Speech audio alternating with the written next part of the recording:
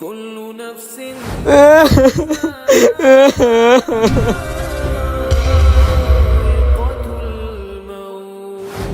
সময় আমি দেরি করে ফেলি, আজকে সময় মতো আসছি। যখন ওরা সবাই চলে যাবে তখন আমি আমার কাজ সেরে ফেলবো।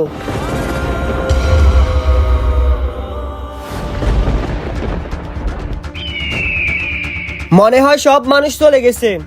ঠিক আছে, আমি আমার কাজটা করি।